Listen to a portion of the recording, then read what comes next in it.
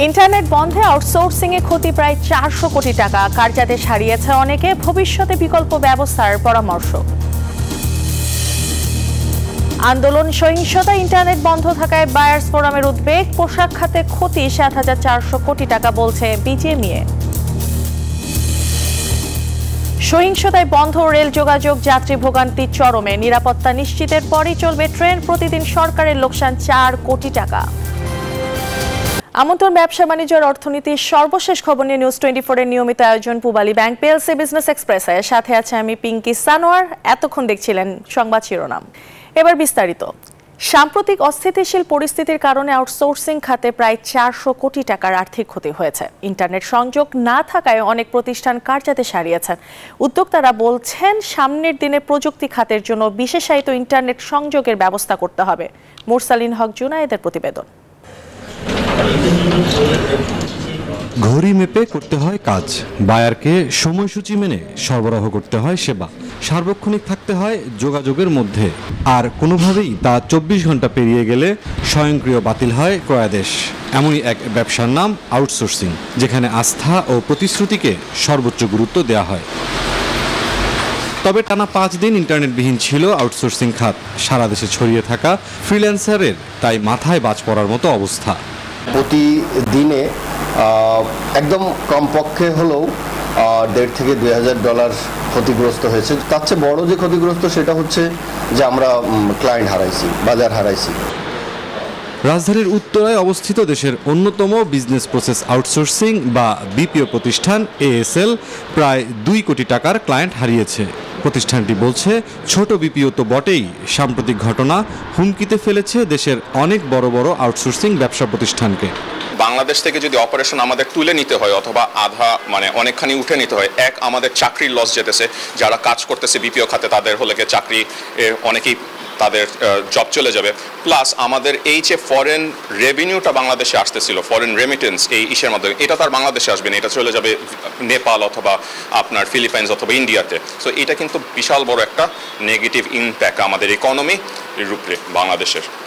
Contact centre ও outsourcing খাত ব্যবসায়ীদের সংগঠন বাক্যর মতে, সাম্প্রতিক ঘটনা এ খাতে প্রায় 400 কোটি টাকার ক্ষতি করেছে। পাশাপাশি আস্থা ও ভাবমূর্তি বিবেচনায় ভবিষ্যৎ অনেকটাই অনিশ্চিত হয়ে পড়েছে।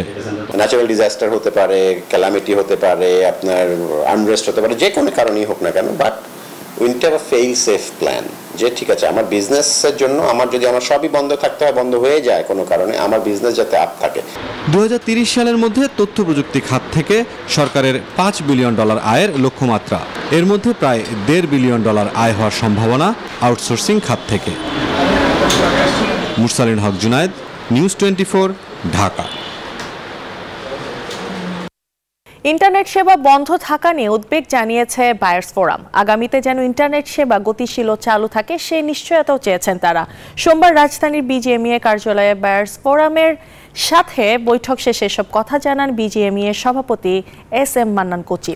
তিনি বলেন, বাংলাদেশ থেকে পোশাকের ক্রয়াদেশ বাতিল করা হবে না বলেও নিশ্চয়তা দিয়েছে বায়ার্স ফোরাম। এ সময় তারা দেশের বর্তমান পরিস্থিতি তুলে ধরেন বায়ার্স ফোরামের কাছে। পরে সাংবাদিকদের প্রশ্নের জবাবে বিজিএমইএ সভাপতি বলেন, পরিস্থিতি বিবেচনায় ক্রেতা প্রতিষ্ঠানগুলো কোনো পণ্যে মূল্য ছাড় এবং এয়ার শিপমেন্ট চাইবে না বলেও নিশ্চয়তা দিয়েছে। এ সময় সংগঠনের সভাপতি আরও জানান, গেল কয়েকদিনে তাদের মোট ক্ষতি হয়েছে 7,400 কোটি টাকা। দীর্ঘদিন যাবত এই দেশে তারা ব্যবসা বাণিজ্য করছে, আমাদের রাজনৈতিক পরিবেশ এবং সব কিছুই জানে।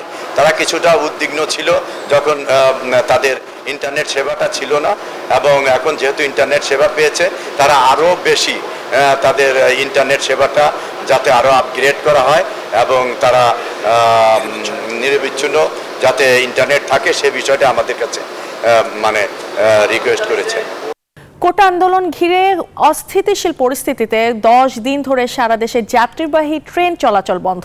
যাত্রী ভোগান্তির পাশাপাশি এতে প্রতিদিন সরকারের 4 কোটি টাকা করে লোকসান হচ্ছে বলে জানিয়েছে রেলওয়ে বাণিজ্য শাখা। কারফিউ শিথিল হওয়ায় এবং অন্যান্য যোগাযোগও ধীরে ধীরে চালু হওয়ায় এবার ট্রেন যোগাযোগ চালুর দাবি যাত্রীদের। রেলওয়ে বলছে, নিরাপত্তার বিষয়গুলো পর্যালোচনা করে ট্রেন চালানোর বিষয়ে সিদ্ধান্ত নেওয়া হবে। চট্টগ্রাম রেলওয়ে স্টেশন যাত্রী ও রেলকর্মীদের ছুটোছুটিতে মুখর থাকতো সবসময়। এখানে এখন শুনশান নীরবতা। কোটা সংস্কার আন্দোলন ঘিরে সৃষ্টি হওয়া অস্থিরতায় 18 জুলাই থেকে ট্রেন চলাচল বন্ধ। সারা দেশে 106টি আন্তনগর সহ 359টি যাত্রীবাহী ট্রেন এবং 2 জোড়া আন্তর্দেশীয় ট্রেন চলাচল বন্ধ থাকায় প্রতিদিন 4 কোটি 12 লাখ টাকা করে লোকসান গুনছে রেলওয়ে। কারফিউ শিথিলের সময় বাড়ছে ধীরে ধীরে। যাত্রীরা বলছেন কম খরচের দ্রুত গতির এই বাহন যেন এবার খুলে দেয়া হয়। সবকিছুই তো খুলে দেওয়া হইলো, কিন্তু ট্রেনটা খুলে দিলে সব থেকে ভালো হয়, দূরের মানুষের জন্য অনেক সুবিধা হয়। আমাদের যাতায়াত যে খরচটা এটা একটু কমবে, এই জন্য সবার জন্য ভালো হয় আর কি। মানুষের অনুপস্থিতিতে যেন খা খা করছে রাজশাহী রেল স্টেশনও। এখান থেকে তেল ও মালবাহী ট্রেন ছেড়ে যাচ্ছে নিয়মিত। যাত্রীদের জিজ্ঞাসা, কবে স্বাভাবিক হবে ট্রেন চলাচল? কোনো তথ্যই আসলে আমরা পাচ্ছি না যে কবে নাগাদ ট্রেনটা ছাড়বে, এবং তো সেই বিষয়টা বিবেচনায় রেখে নিরাপত্তা নিশ্চিত করে রেলটা দ্রুত সময় চালু যাতে করা যায় সেটাই আমরা আশা করছি। পরিস্থিতি পর্যালোচনা করে সিদ্ধান্ত নেওয়া হবে বলছে রেলওয়ে। আমাদের তো এখন তো ইঞ্জিন ভোগীটুকি যে স্বল্পতা রয়েছে, রিস্ক নিতে যাচ্ছি না আর কি। তো কালকের মধ্যে আসলে আমরা একটু আলোচনা করে পর্যালোচনা করে এখন সার্বিক অবস্থা দেখে তারপরে সিদ্ধান্ত নেব আর কি। ইন্টারনেট সেবা চালু হওয়ায় আন্তনগর ট্রেনের আগাম বিক্রি হওয়া টিকিটের টাকা ফেরত দেবে রেলওয়ে। প্রথম ধাপে 19 থেকে 24 জুলাই পর্যন্ত মোট 6 দিনের আগাম টিকিটের টাকা ফেরত দেয়া হবে। শেখ জায়েদ, নিউজ 24। পূবালী ব্যাংক প্লেসে বিজনেস এক্সপ্রেসের সময় হলো একটি বিরতি, ফিরছি আরো খবর নিয়ে, সাথেই থাকুন। বিরতির পর আবারও স্বাগত জানাচ্ছি পূবালী ব্যাংক প্লেসে বিজনেস এক্সপ্রেসে। সপ্তাহের দ্বিতীয় কর্মদিবসে বড় দরপতন দেখেছে দেশের পুঁজিবাজার। এদিন প্রধান শেয়ার বাজার ঢাকা স্টক এক্সচেঞ্জের শেয়ার দর হারিয়েছে 3% প্রতিষ্ঠান, কমেছে শেয়ার হাট বদলের পরিমাণও। সোমবার ঢাকা স্টক এক্সচেঞ্জের প্রধান সূচক ডিএসইএক্স 53.47 পয়েন্ট হারিয়ে 5330 পয়েন্টে নেমে এসেছে, কমেছে অপর দুই সূচকও। দিনভর এক্সচেঞ্জটিতে 450 কোটি 18 লাখ টাকার শেয়ার ও ইউনিট হাতবদল হয়েছে, যা আগের কর্মদিবসের তুলনায় 38 কোটি টাকা কম। এদিন লেনদেনে অংশ নেওয়া কোম্পানিগুলোর মধ্যে 322টি শেয়ারের দাম কমেছে, বেড়েছে মাত্র 27টি। অপরিবর্তিত ছিল বাকি 33টি কোম্পানির শেয়ারের দাম। অপর বাজার চট্টগ্রাম স্টক এক্সচেঞ্জের সার্বিক সূচক সোমবার 113 পয়েন্ট কমেছে, লেনদেন হয়েছে 20 কোটি 81 লাখ টাকার শেয়ার।